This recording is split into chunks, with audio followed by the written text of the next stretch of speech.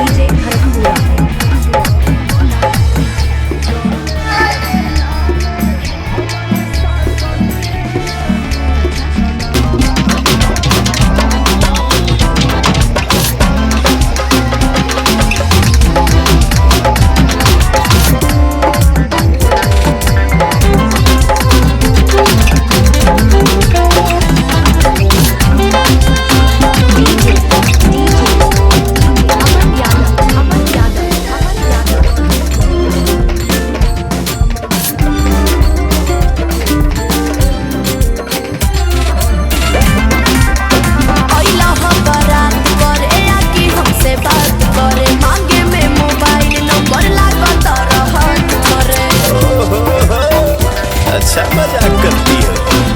गोरी फूला झाड़ी बारू पापा के पारी बारू। लगलू पसारे तू त पंख पियर फराक वाली।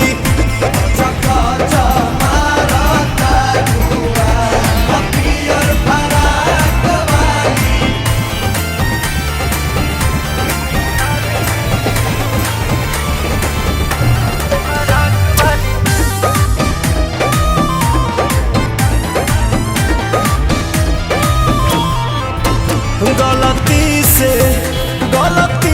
ये जो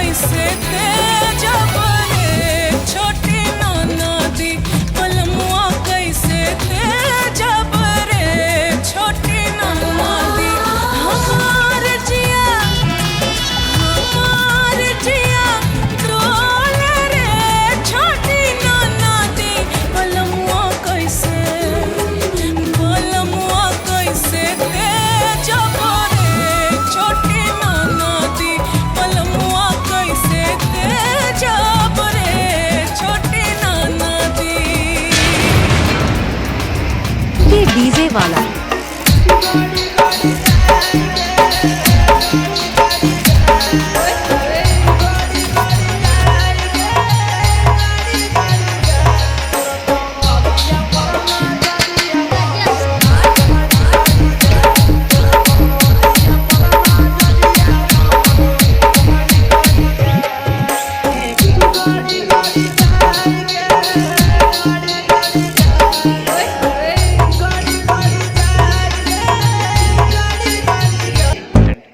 रंजीत बाबू रहा हूँ।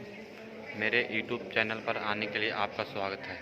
मैं शादी ब्याह का सभी प्रकार का वीडियो डालता हूँ। देखने के लिए धन्यवाद।